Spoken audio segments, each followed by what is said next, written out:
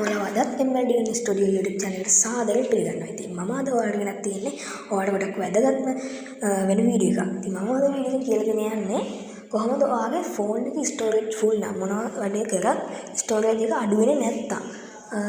ඔයාගේ ෆෝන් එකට chip එකක් දාලා SD card එකක් දාලා ෆෝන් එකේ තියෙන apps, files, videos, photos වගේ ඕනම දෙයක් ඔයාලගේ SD card එකට upload කරගන්නේ කොහොමද කියලා.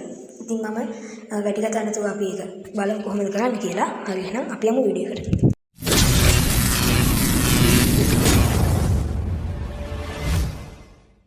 හරි. ඒකට ඉතින් ඔයාලා ඉස්සෙල්ලාම එක app එකක් download කරගන්න ඕන. ඉතින් මම දැන් ඒ app එක download කරගෙන තියෙන්නේ. මම ඔයාලට වීඩියෝ එකේ අන්තිමේදී කියනවා මොකක්ද ඒ app එක කියලා. ඉතින් මම දැන් මේ විදිහට ඒ app එක open කරගන්නවා. හරි. ඊට පස්සේ මෙන්න මේ වගේ එක පිළිනවා වෙනවා. හරි.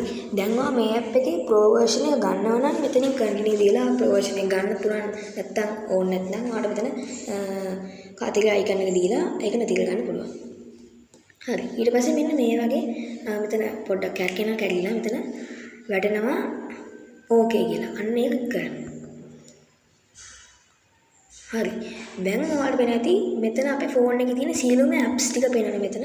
photos එමය archive කියලා දින ඒවයි ඔක්කොම පේන ඇති ඔයාලට පේන ඇති. හරි. දැන් ඉතින් ඊට පස්සේ ඔයාලා මෙතන උඩ පේන ඇති 3 lines ටිකක් අනේ ක්ලික් කරන්න. හරි. ඊට පස්සේ ඔයාලට පේන ඇති මෙතන මෙන්න මේ වගේ තැනක් තියෙනවා අර ඉතලක් එක්ක අනේ ක්ලික් කරන්න. හරි. දැන් ඔයාලට මෙන්න මෙතන USB storage, internal storage, SD card තියෙනවානේ. මෙන්න මෙතනින් ඔයා මෙන්න මේ internal storage කියන එක තමයි ටික එක දාගෙන තියාගන්න ඕන. දැන් මම ඔයාලා මේක අලුතෙන් app එක download කරා නම් මෙතන ටික එකක් වැටලා නැතුව තියෙන්න පුළුවන්. එතකොට ඔයා මෙන්න මෙතන යටින් දෙන switch key එකක් අන්න එක ක්ලික් කරලා මෙන්න මේකට ටික එක දාගන්න. හරි. දැන් මම දාගෙන තියෙන නිසා මම මෙතන back වෙනවා. හරි. ඔයාලට එතනම පේන ඇති මෙන්න මෙතන දෙවෙනියට තියෙන settings කියලා icon එකක් අන්නේ ක්ලික් කරන්න. හරි. දැන් ඔයාලට වෙන ඇති මෙතන මෙන්න මේ වගේ තැනකට තමයි එන්නේ. මෙතන ඔයාලට වෙන ඇති auto backup කියලා මෙන්න මෙතන මම ටික් එකක් දාලා තියෙනවා. ඔයාලා දැන් අලුතෙන් app එක දාන නිසා මේ විදිහට ටික් එක නැතුව තමයි තියෙන්නේ. ඔයාලා මේක ටික් එක දාගන්න. හරි. දැන් ඒක setup කරන එක කරලා ඉවරයි. ඊට පස්සේ මෙතනින් back වෙන්න. දැන් ඔයාගේ ෆෝන් එකේ ඔයා හිතන්න ඔයාට වැඩක් නැති මොකක් හරි app එකක් තියෙනවා. හැබැයි ඒක ඔයාට වැඩක් නැත්තමත් නෑ. ඔයාට සමහර අවස්ථාවලදී ඕන, සමහර අවස්ථාවලදී ඕනේ නැහැ. අන්න ඒ වගේ app එකක් ඔයා select කරගන්න. මට නම් මේ bobble keyboard කියන එක ඒක මට ඕනේ නැහැ. ඒ නිසා මම මෙතන මේ මෙන්න මෙතන හරියට දාගන්න. ඊට පස්සේ මෙතන add backup කියන එක තියෙනවා. අනේ ක්ලික් කරගන්න.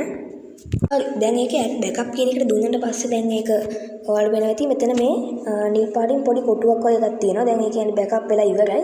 ඔයාලා මේ add backup කියන එක දුන්නාට පස්සේ පොඩ්ඩක් මෙහෙම රවුමක් විදියට පිරෙනවා 100ක්. ඒ පිරුණාට පස්සේ ඔයාලට මේ විදියට වගේ home screen එකට යන්න පුළුවන්. ගිහින් ඔයාලා වගේ my files app එක open කරගන්න. හරි. ඒ app එක open කරගත්තට පස්සේ ඔයාලා මෙන්න මේ වගේ තැනකට තමයි එන්නේ. මෙතනින් ඔයාලා මෙතන internal storage කියලා තියෙනවනේ. අන්නේ ක්ලික් කරගන්න. හරි. දැන් මෙතන මේ පල්ලයට යද්දි ඔයාලට වෙනවා ඇති මෙතන add backup restore කියලා මෙන්න මේ අර අපි අලුතෙන් දාගත්තු app එකේ තියෙන්නේ. අන්න ඒක තියෙනවා. මෙන්න මේ ක්ලික් කරගන්න. හරි. දැන් ඔයාලා මෙතන උඩින් පේනවා ඇති archive කියලා අන්නේ ක්ලික් කරන්න. හරි. දැන් මම backup කරගත්තු එක මෙන්න මෙතන තියෙනවා. bobble keyboard එක මම මෙතනින් backup කරේ. දැන් ඒක මෙතෙන්ට ඇවිල්ලා තියෙනවා.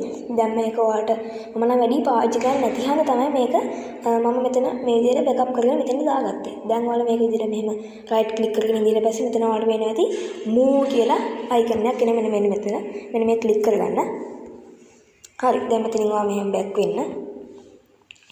ඔයාලා දැන් මේක දාන්න SD card එක නිසා මෙන්න මෙතන SD card කියන එක තියෙනවා. අනේ click කරන්න. හරි. මේකේ දැන් ඔයාලට ඕන තැනකට මේක දාගන්න පුළුවන්. ඔයාලට ඕන අලුත් ෆෝල්ඩර් එකක් ක්‍රියේට් කරගන්න ඕන නම් මෙන්න මෙතන උඩ 3 dots තියෙනවනේ. අන්නේ ක්ලික් කරන්න. හරි. මම දැන් මේක අලුත් එකක් හදන නිසා create folder දෙනවා. හරි. මම මේකට දාගන්නවා my apps කියලා. හරි. ඊට පස්සේ create කරා. දැන් මෙතන අපි my apps කියලා මෙන්න මේ තියෙන්නේ. දැන් ඒක create වෙලා ඉවරයි. දැන් මේක ක්ලික් කරන්න.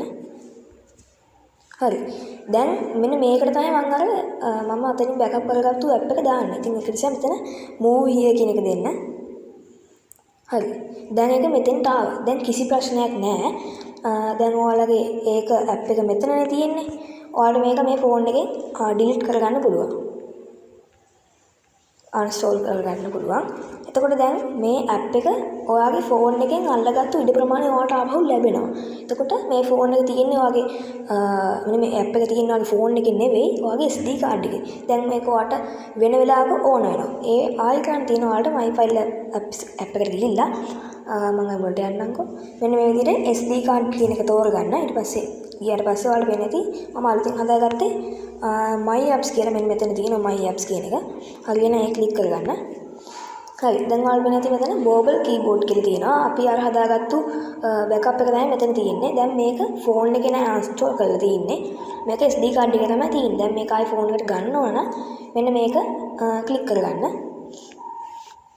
හරි. ඊට පස්සේ මෙන්න මේ විදිහට install කියලා එකක් එනවා. මෙන්න මේක ක්ලික් කරගන්න. හරි. දැන් මෙතන ටිකක් පිරෙනවා.